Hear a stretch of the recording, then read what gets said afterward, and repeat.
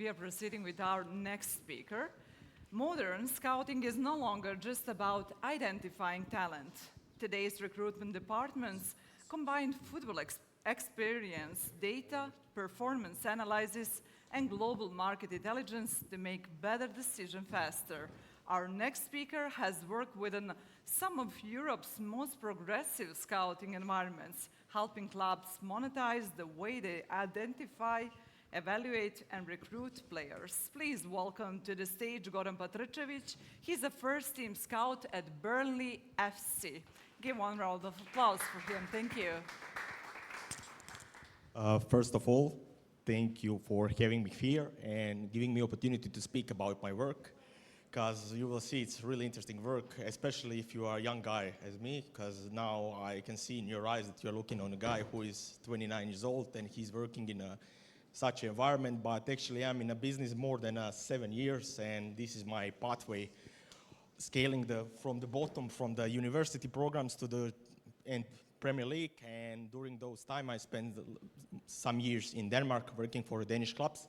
But my journey started actually as a young football player. As you can see on the picture, there is three really important details on the picture, but we'll pay attention only to two ones.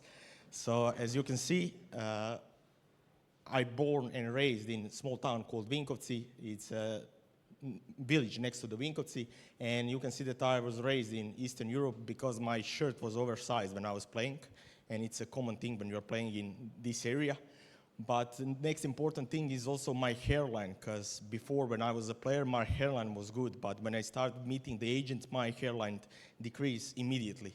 So there's the two clear points about this picture. But after my playing career, I had a knee injury, as everyone. I didn't have knee injury, I was just bad enough. And after that, I decided to proceed my academic career on Zagreb University. During those time, I started working voluntarily in Dinamo Academy. After Dinamo Academy, I spent a season and a half in a Vejle Bold Club in Denmark.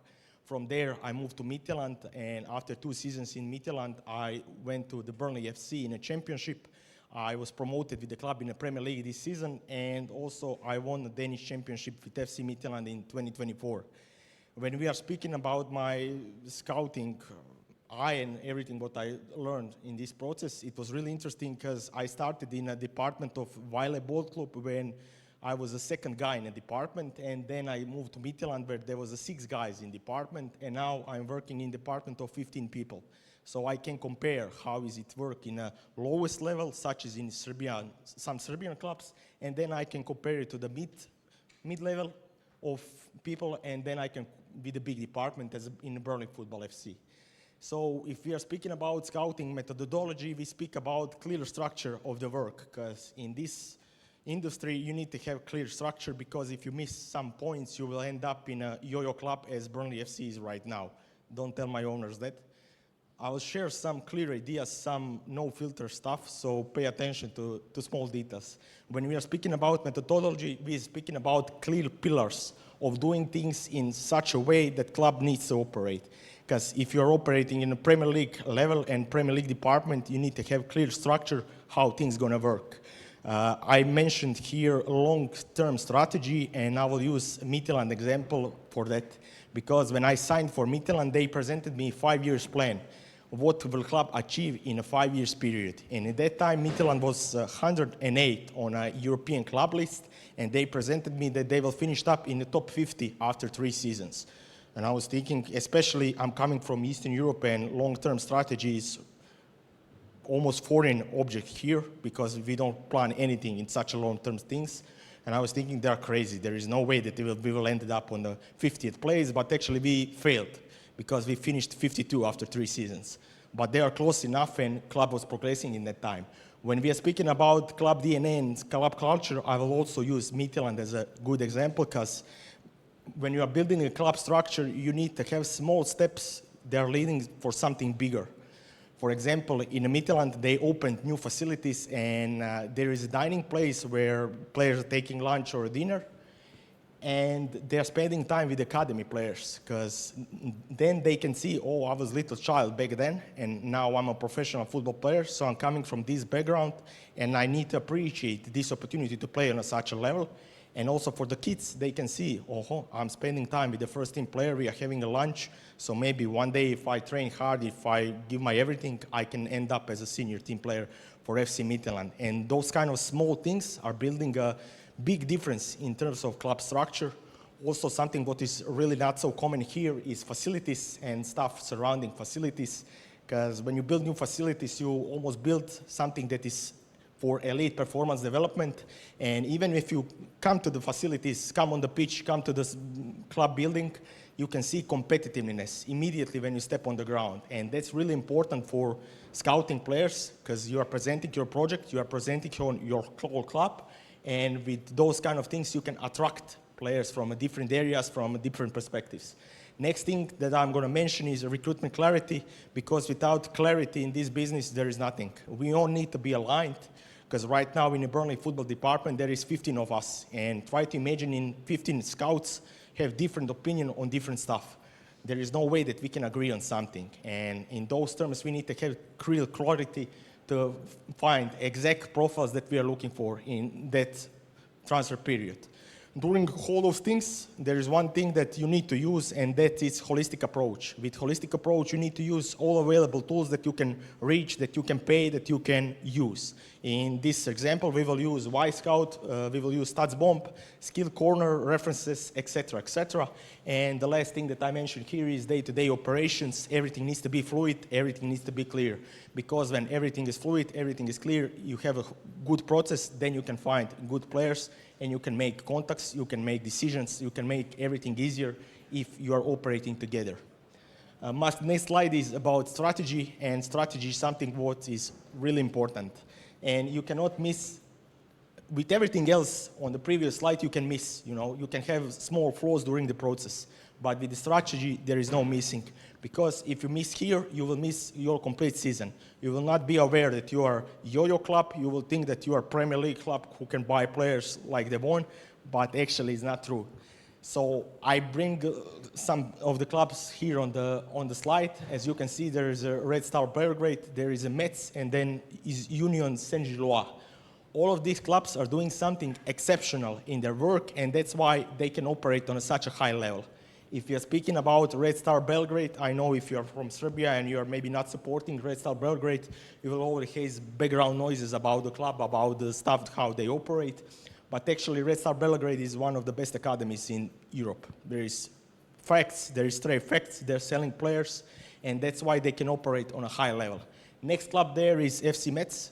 I don't know, maybe some of you not familiar, but they have straight pipeline from Africa, from Senegal, from academies in Senegal, and they know how to use it. So even now, they will get relegated from a League One, but still they will sell for 25, 30, 40 million in a players. So they are aware of their situation, and they know how to use it. Next on the list is Union Saint-Gilloise. Union Saint-Gilloise is really good at risking, because they are taking big risks. They are signing players from Estonian league, they are signing players from Latvian league, they are taking a risk, and they are playing in a league where they can manage this kind of risk. Because if you're a Premier League club and you are signing players from Latvia, you will get crazy looks, you will be like, why they're doing that? But if you're playing in Belgium, you can hide it, Even if you don't have such a good transfer window, you did some previous good jobs with Promise David or some other player, and you will be recognized inside of Europe as a good scouting team. Next in the pipeline of football pyramid, how I want to call it, it's Leipzig and Brighton. They're clubs who can spend much more than the first line of the clubs, and they are providing elite talents to the last part of the pyramid, to the Paris Saint-Germain and Real Madrid and all the big clubs. Because it's really rare that you will see that player from Red Star Belgrade will move to Paris FC or Real Madrid. They need to, to have stepping stone inside of different culture, different club, and that's why these kind of clubs can operate on such a high level. When we are speaking about Brighton, I think everyone will agree that they have strong scouting methodology and they're picking really good players. But the real truth is Brighton spent 280 million last season. Imagine what can you do with 280 million. It's quite easier to scout with such money than to scout with, budget of 5 to 6 to 10 million. This is my first question for you guys. I still don't know clear answer to it, But scouting strategy, if we are speaking about scouting strategy, do we rate quality or we rate quantity? That's my question towards you, and if somebody is brave enough to give me an answer, I would like to hear it. Because still I don't know the... Always quality. I would agree with that completely, because if there is no data guys inside of here, so nobody's doing data or stuff like that. Data guys will always tell you, we need the quantity, we need the quantity. But I would like to have scout who will give me 5 reports during the week, and from the 5 reports during the week, we can sign 4 players. It's much better than having a scout who will give you 25 reports during the week. On the 18, you will probably dismissed. On the 6, you will be, maybe, could be, and then you will proceed only with 1 player. So if you ask me about quality and quantity, I will always go for quality, and I think if you're working in a professional department, quality needs to be primary target. My next slide is about the culture. You need to be aware of the culture where you belong, because if you are working in Eastern Europe and then you move to Scandinavia and then you move to Premier League, it's a completely different environment. I will tell you a story from my first game in Denmark when I watched Sonjeris against Odense. It's a really nice match to sleep on, not to watch it, but I was there to watch it. So I was doing my notes on a paper, writing down some stuff, and I heard clapping, and I was like, shit, I missed the goal. I missed something really important. But I didn't miss the goal. It was long throw win. And in Scandinavian culture, long throw win means opportunity, means something good. In this part of Europe, long throw win doesn't mean anything, actually. So you need to be adaptable in those kind of things. You need to, take everything with you and try to use it in a different ways. On the slide, you can see a small graph, what is oriented to the club culture, because when you're working as a scout, you need to know exact game plan of your coach and exact game plan of your club. How we're going to perform against top opponent, how we're going to perform against lower table opponent. We need to know all small details so we can find players who can match the profile of what we are looking for in those kind of terms. On the right picture, I don't know, can you see it, but it's actually comparison of the leagues. So, for example, if you're working in Serbian division, you can see how Serbian division is scaled to some other divisions inside of Europe, and it can be helpful for you. Because in that way, you can maybe look in those leagues and be, maybe player will adapt more quickly than some other locations. And it was really good because you can see how, for example, some Latvian league is compared to the Serbian First Division or Croatian First Division. And it's a really good step for a scout and for a department to give a weight on a player. Because I will tell you a story. When I was working for Vile Bold Club, I was watching a lot of Latvian football that season, and there is one player who is now playing in German, second Bundesliga, called Daisuke Yokota. And I was 100% sure that he can help us inside of Vele when we were getting promoted to the Superliga. But the strange thing about Latvian league is that pitches and facilities are terrible. There is like trees behind the goal, and it doesn't look really presentable. And my sport director told me, Goran, he's playing in the village, how he came to Vile Ball Club and play in such a good league as the Danish Superliga. And I was like, okay, maybe you're right. After that, Daisuke moved to Poland Extraklasa for, I think, 50K. After one season, he was sold to Belgium, to Ghent for 2 million. And after that, he was sold to Kaiserslautern when he plays right now. Or Hanover, I'm not 100% confident. But you can see that all those kind of cultural things create picture about the player and about the environment where you are working for. My next slide is about clarity. You can see that I used all the smart words, clarity, fluidity, everything, because when you're working in a scouting department, you need to be presentable. Because if you put everything together as a straight talker, can be tricky. So you need to know how to pack up things. If you are speaking about clarity, the interesting story about it is when you sign as a FC Midtjylland scout, you will receive this kind of document. It's called Scouting Handbook. So there is 10 pages explaining you everything, how each player needs to perform on the pitch, what kind of things we are looking for, what kind of things we can avoid, what kind of things we can, proceed with. And after that, when you go to the match, in first 15 or 20 minutes, you already know what kind of profile is exact profile for FC Midtjylland. So you are not spending 90 minutes trying to find, trying to pick that one player that you will do a report. After 20 minutes, you already know, okay, this guy could be FC Midtjylland player. And it's really good. I will tell you one funny story. It's a really rare occasion that FC Midtjylland with Sal player who is shorter than 185. And it's, it's a little bit tricky because all the players need to be higher than 195, and we are speaking about right backs, we are speaking about central midfielders. And I was quite confused, why is that? But after a few conversations with the technical director and sport director, they told me it's actually a brilliant and clear idea. If Premier League club is looking to sign a strong winger, strong midfielder, or strong fullback, they know they can look inside of Midtjylland and they will find this kind of profile. So they almost branded themselves as somebody who is producing elite physical players. And we can see now this season with Francolino, in the past we can see with Alexander Sortlot, with Isaksen, with all the other players who was there. Actually, if we're working in Serbia, you probably heard the player called Daniel Castillo. He was playing for Partizan Belgrade, and now he's there because his physical profile is elite for such an environment. And that's why they picked him. The right picture for my side and left picture for your side is squad planning, and it's Strasbourg FC. Because when you are building a club and you are building structure, you need to have clear pathways for a prospect, for prime players, and for veterans. It's also good for creating dressing room atmosphere because you need to have all sorts of players. And also, if you sell one player, you need to be able to replace it immediately with another one in the pipeline. So that's why some players are different colors, because maybe you have prospects who is already ready to be sold for a bigger club for a bigger money. And then you need to have immediately next one in the line who can be that player in the future. So that's why this kind of methodology and this kind of creating picture about your squad, it's really important if you're working in such a club. Next page is about player profiles. So you can see on the left image there is a Brentford way of operating. I would like to show you Burnley one, but it's not existing.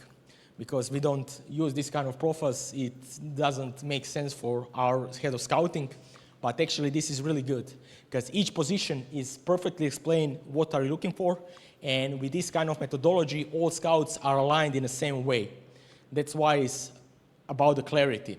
Also, the things that I would like to mention right now, it's really important, and it's getting bigger and bigger each day, is data inside of football, but the data needs to be interpreted in the right way, because some data is useful and some data is not useful. I will explain why. Signing good players still must be top priority for the clubs, not signing a good athlete, signing a good player, because players still play with the ball. There is still ball inside of their feet. We are not competing in Olympic Games that we need to be athletic. I agree, football is moving in a direction where physicality is more and more important, but still making decision with the ball into the feet is next level compared to the athleticism. I don't know, can you see actually those two images, but there is two skill corner data sets, and both of the players are playing in the Premier League. They are playing same position, they are wingers. Metric PSV 99 is metric of speed inside of skill corner. So if you have a good 99 measure, that means that you are faster than the other player. So one player has 34 point something, and the other player has maximum sprint speed as a 31.1. First player plays for Brighton, and he's a Gambian player. Maybe you know now who is he. And the second player is Ryan Cherki. So he is much slower. He is physically probably underrated for a winger position, but with his ball manipulation and his skill, he's the guy who is making difference in the Premier League. And I know there is a couple agents inside the room, and probably you are getting in a contact with the club, and club will send you, okay, I need a winger who can run 1,000 meters high-speed running. He also needs to have 34 point something sprint speed. And in those cases, Ryan Cherki cannot play in some Jagiellonia or some different club who is trying to push that narrative of physical data. So even with the data, you need to be really careful how you're going to interpret it. On the next slide, we have tools which we using in a side of scouting department. They're nothing spectacular. Still, you will use video scouting for the most of the time because it's really accessible. Then live scouting, data screening, references. There is a data pathway, what kind of we are using right now in a Burnley. So you can see that we are coming from the raw data, and there target, monitor, reject, decision clarity on the top. So every step in a line is creating something new for our scouting department. When we are speaking about clear pathway, I will do first video scouting, then I will do live scouting. Maybe sometimes goes like that, but usually it's not the clear pathway. Sometimes you will go watch some players live and you will caught attention by a random center back, and then you will do data stuff after that, and you saw him first live. So there is no clear, there is a rule number 1, there is a rule number 2, there is a rule number 3. So when you complete everything, it's getting to day-to-day process. So day-to-day process inside the clubs looks like this. There is a club strategy, there's squad diagnostic, target profile. After that, we will do data scouting. With data scouting, we will narrow the pool of the players and trying to create player long list. After playing long list, we will do all the best doing the video scouting to try to make player shortlist. After player shortlist, it's going to be signing or it's going to be rejection. Depends on the player profile and it depends on the club culture. Also, my question for you, you can all answer it if you want it. Does club need to sign player for the club or does need to sign player for the coach? What is the right methodology? Because if you ask me, you need to sign player for the club. Club needs to have a clear pathway because you will replace the coach and then you will spend 3 transfer windows trying to fix what that coach was reminding of you. So that's why I think there needs to be clear pathway in day-to-day process. In-house platform is something what is really important, and I think probably next guy who will speak more about in-house platform, because with in-house platform you can create many different things and you can manipulate many different things. This platform that we are using right now inside the Berlin Football Club, it's called the MAT. And you can see how one profile of the player is looking. It's Veljko Milosavljević, now Bournemouth player, and he was Red Star Belgrade before. With the number 1, you can see that there is a data tokens indicators, and that's something what is really important in in-house platform. Because you can manipulate things. You can create algorithm that provides you exact data that you want to use. And also you can combine many data providers as Opta, StatsBomb, or any different one. In a second paragraph, you can see algorithm prediction importance. So some player maybe will be more important when you sign him immediately, or some player will be less important in that case, but in 24 months, he can be key player for the club. And third thing, it's scouting actions, what is most important things for me, because everything is in one place. So I will do video report on the player, then I will do live report on the player, and then I will get note from the agent. And everything will be in one place. So it's accessible to everyone. It's accessible to the sport director, to head of scouting, to everyone in the club, and everybody can see everything. So with that kind of process, you have clear clarity from the top to the bottom of the scouts. And we are using common language because we finish every report with the same grade. Same tiering, what we are using for a Premier League or what we are using for a championship club. So that's why having in-house platform is really good for a club and for developing club. Next thing that I want to talk is timing, and I think right now inside of modern football is probably the biggest thing. And it's probably biggest difference if you are comparing football scouting 2 years ago and football scouting 5 years ago. I don't know, do you know these players, but first player will be Jocelyn Tabi, who moved from the Israeli league to Sunderland this winter for 4 million euros. He was playing in a 7th team of Israel Championship. So try to imagine somebody moving from Radnik Surdulica to Premier League. It's almost impossible. But with modern scouting and modern data approach, everyone is looking everywhere. So there is no more hiding players inside of Israel, Latvia, or somewhere else. Second player on the list is Yanis Masolin.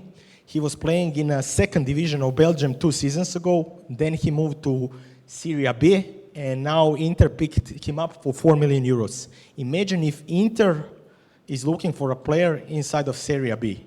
So everyone is looking everywhere in the moment. There is no clear difference how you can approach scouting these days.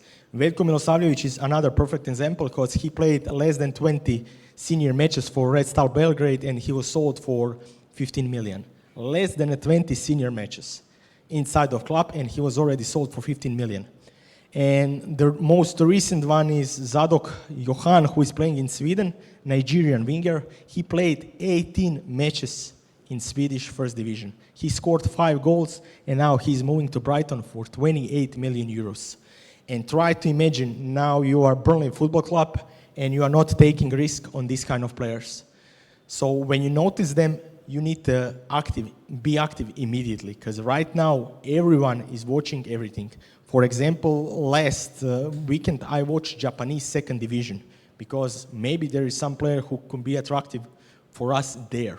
So everyone is watching everything and be aware of that all the time. Another great example of that is this slide, because timing is really important. Last season in this period, because you can see there is a date of 20th of June and there is a date of 9th of June when player transfer market value was updated. So on the start of the season, Vasilije Kostov was 500K, $500,000. And Jan Diamonde was 1.5 million. After one season playing in Red Star Belgrade, Vasilije Kostov is now 25 million player. And Jan Diamonde is 90 million player. So some clubs had the opportunity to sign Jan Diamonde for 3 million back in the day last season. They didn't take it. Also, some clubs could sign Vasilije Kostov for 300K 2 years ago, and they didn't take it. And after one season, they are already 2,500 million players. So timing is really, really important right now, and you need to trust your eyes, you need to trust your department, because if you have a quality department, quality scouts who already know the regions, who already know the agents, who already know the clubs, it's much easier to get this kind of information. Because I will use Burnley example in this case. We are almost all based inside of England, inside of Burnley. And then try to imagine if we are getting Vasilije Kostov profile without knowing the league and without knowing everything. We will see, maybe he is physically underdeveloped, he's a little bit thin. You can see that there is a good technique around him, but you cannot compare him to somebody else because you're watching English football all the time. And if you are based here, you can compare Vasilije Kostov to Maksimović of last season.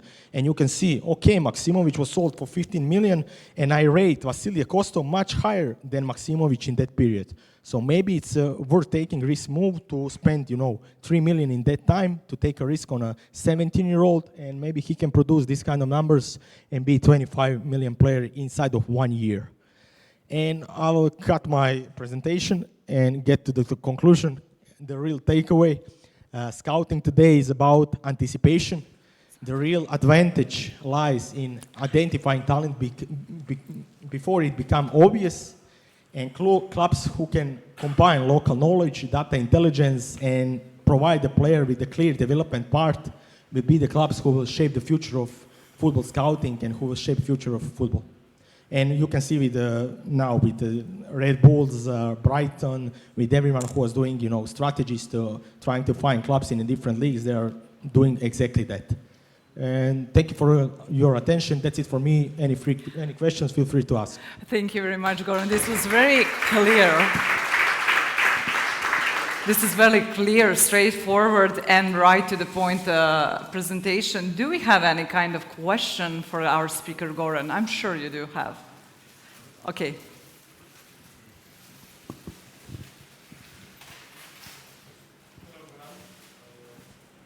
Can we turn on the microphone? Nice, thank you. Presentation. I wanted to ask you, because you mentioned that Brentford use very clear KPIs for their profiles, and in Burnley you said you didn't use them. I'm curious, do you go with the player quality and adapt the sort of footballing philosophy, or how does it work? You want an honest answer or you want a packed one? If you want an honest answer, it's a freestyle. First, most important thing for a Burnley Football Club is experience. Experience playing in a championship, experience playing in a Premier League. If player has one of the two things, we will probably sign him. But if we are looking player from, Eastern Europe or maybe, Italy, it's going to be much different if we are comparing to the player who is playing in a championship. Because back there in England, they saw him how he played in a championship, and they can translate that to the Burnley. But if they saw him how he plays in Red Star Belgrade, it's really difficult for them to try to put the player inside of Burnley mindset. So It's a little bit depressing sometimes, but I also understand their point of view. The legacy of Shandaish, basically, to bring... Basically, Burnley is really, old school kind of club inside of England. It's from small town. It's town of 60,000 people, so you cannot compare with the London clubs or Manchester clubs or any bigger clubs. And you need to be aware that it's a hard-working town, relying on industry. So that's why Sean Dyche created that kind of model. And Vincent Kompany trying to change it in his time, but he was relegated. And after that, they told themselves, okay, we cannot do this like this. We need to go back to the old school. I understand. So respecting the culture. Thank you. Somebody else, maybe we do have still some more minutes. Goran, can you answer my question? Of course. I would like to ask you, Burnley unfortunately relegate actually to Championship from the Premier League. What, beside the results, what affected maybe their in a structure, something, or when it comes to recruiting the players, so these results were not satisfying this season? I would tell you probably I missed that part of my presentation because I didn't want to bother everyone, but when you are scouting for a Premier League is much different when you are scouting for a Championship, because Burnley in terms of Championship is a big club, but Burnley in terms of Premier League is a really small club. So when we are playing in a Championship, we are possession-based team who has almost 70% of the time of the ball, and we will play build-up, we will do really nice football and stuff like that. But when we go up in a Premier League, we are a club who is struggling for life. We are playing with the counters. We need speed, we need to transition. So it's a really big difference between those two leagues, and it's really hard to pick up players if you don't have courage. Also, this season, our coach lost 16 games in a row without getting sacked. Try to lose 16 games in a row in Serbia. You will get sacked 5 times during that period. But our ownership is American, and they're looking from football from deeper perspective, and that's why they didn't have courage at that time to sack Scott Parker. And now he left the club on his own will, not because he sucked. And also there is another perfect example, because our owner is now owning Espanyol. And Espanyol this season, I think in this part of the year, from the January to now, won only 2 games inside of La Liga. And you can guess what? Coach was not sacked. So maybe a little bit more courage from our ownership can push club a little bit more forward. Thank you. If there are not more questions for Goran, I would like to give one more round of applause for him, and thank you very much for a great presentation.